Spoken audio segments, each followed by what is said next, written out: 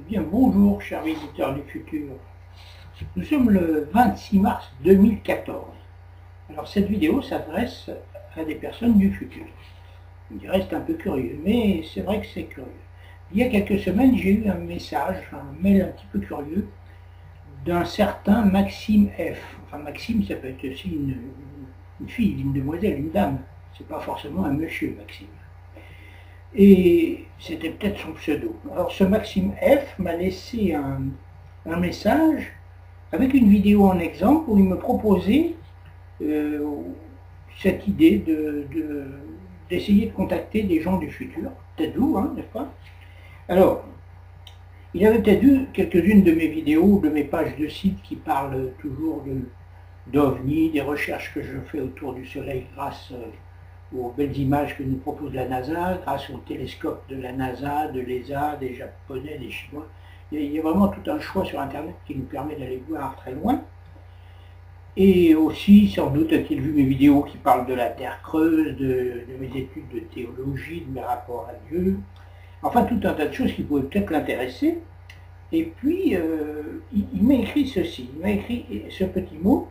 Et en fait, je lui disais que puisqu'il demandait d'essayer de rentrer en contact avec des gens du futur, il fallait peut-être qu'on fasse attention qu'il n'y ait pas quelques personnes un petit peu mal intentionnées qui veuillent nous faire croire qu'elles appellent du futur alors qu'elles sont de 2014, bien sûr. Je lui disais que nous devions essayer de mettre un collège de plusieurs personnes, ensemble, de gens sérieux, qui seraient prêts à décortiquer ces soi-disant messages venus du futur, vraiment en trouver un qui vienne du futur. Alors, je disais que nous ne pouvions pas mettre en ligne directement nos mails, parce qu'autrement nous allions être envahis par ce genre de personnes. Et Maxime m'a répondu, normalement, si un email est envoyé dans le futur, l'heure, le mois, le jour et l'année sont mentionnés dans le mail reçu. Pour tromper le fuseau horaire et calendaire, si c'est un farceur de 2014, comment ferait-il en envoyant son mail pour que le réseau Internet transforme celui-ci en temps réel, jour, année, lors de l'envoi du mail? Point d'exclamation. La question serait, est-ce que les gens de 2040, par exemple, peuvent voir nos vidéos postées sur YouTube en 2014 et y répondre? Est-ce que ces gens peuvent y répondre? Donc, est-ce que quelqu'un de 2040, enfin du futur en général, pourrait répondre à nos mails de 2014? Car à ce moment-là, nombreuses sont... Et il mettait quelques points de suspension, c'est tout. J'ai essayé de le recontacter, je n'ai jamais pu le recontacter, et sa vidéo était presque aussitôt effacée. Alors je ne sais pas pourquoi. Voilà. Mais en principe, j'ai pensé après, j'ai pas eu le temps de lui répondre, puisque nous n'avons plus aucune correspondance, mais puisque le mail commentaire à nos vidéos vient par Google, par YouTube, il y a quand même peu de risques pour que nous soyons embêtés par n'importe qui. Sauf quelqu'un qui peut mettre un commentaire imbécile sous la vidéo, mais là on effacera les commentaires, hein, on ne va pas s'embêter là-dessus. Il faut effacer ce qui est idiot et garder ce qui peut être conséquent ou intéressant. Alors, je dis quand même que nous étions relativement protégés d'une arnaque à la date, puisque ça vient en principe par des gens sérieux qui, eux, entretiennent leur réseau, empêchent que n'importe qui y rentre, à part des hackers super, et il y en a, je veux dire, on est protégé par Google et YouTube dans ces dates-là. Alors pour répondre à la question qui me posait, est-ce que les gens de 2040 peuvent voir nos vidéos de 2014? Et bien évidemment, aujourd'hui nous sommes en 2014. YouTube a été créé en 2005, je ne sais plus par qui, mais racheté en 2006 par Google.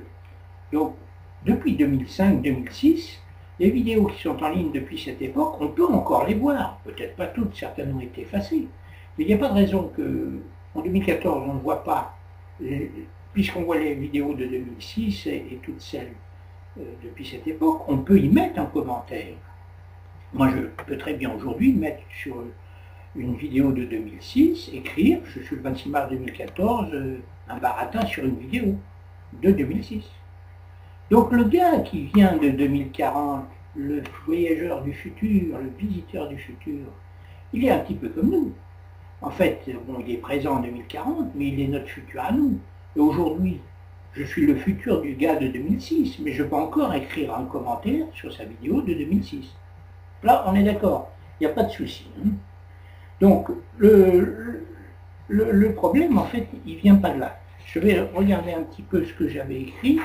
Voilà, je dis, réfléchissons sur la possibilité éventuelle d'être contacté par quelqu'un du futur. Alors déjà, le premier point que j'ai noté, soit le futur, ici nous parlons de 2040, parce que Maxime avait dit 2040, mais c'est le futur en général, soit 2040, le futur n'existe pas encore. Et dans ce cas, le visiteur de Saturne n'existe pas, et nous ne pouvons recevoir de lui aucun mail. Okay, bon. Soit YouTube conserve nos vidéos jusqu'en 2040 et plus, des archives éternelles, et dans ce cas, un visiteur de 2040 pourra très bien nous écrire. En tout cas, il écrira sur la vidéo. Il sera en 2040, il écrira sur cette vidéo de 2014 que je suis en train de faire. Donc, évidemment, qu'il peut lire cette vidéo. C'est pas parce qu'il est en 2040 ou en 2300 qu'il ne pourra pas lire une vidéo de 2006 ou de 2014 aujourd'hui. On est bien d'accord là-dessus. Ça me paraît évident. Donc, il pourra écrire un commentaire. Ce commentaire, donc je dis, sera fait par un visiteur présent de 2040, car ce sera le présent d'alors. Mais 2014 sera déjà du passé. Il écrira son commentaire sur une vieille vidéo, sans penser pouvoir contacter son créateur, mais il posera son commentaire, et ce créateur de vidéo de 2014, comme moi, votre serviteur, eh bien, s'il n'a pas encore changé de monde, je suis là donc je n'ai pas encore changé de monde, sera bien vu en 2040. Là, je suis bien vivant en 2014, mais qui en 2040 dit que je serai là encore?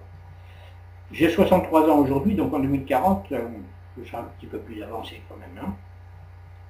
Alors, il y a la troisième possibilité, c'est que le futur existe déjà. Et là, j'ai tendance à l'admettre. Ça, c'est un peu ma conviction.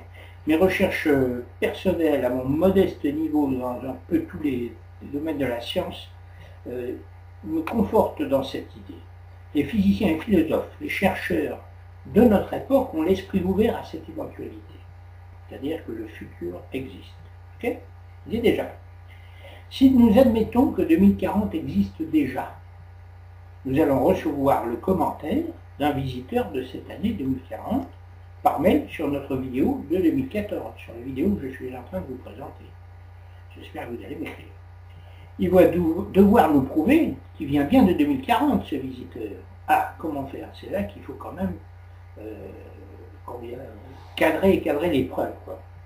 Alors, si ce visiteur que vous êtes, vous avez accès aux vidéos de 2014, alors vous êtes dans le futur, en 2040, dans le futur. Vous avez accès aussi à toutes les archives nationales ou internationales. Enfin là, ne parlons que de la France, nous sommes en France, je suis en Bretagne, à l'ouest du pays, près de Brest, voilà. Donc là, si vous voulez nous apporter la preuve que vous venez bien du futur, on va dire qu'aujourd'hui nous sommes le 26 mars, apportez-nous la photo ou la vidéo de faits qui vont se dérouler dans une semaine, par exemple.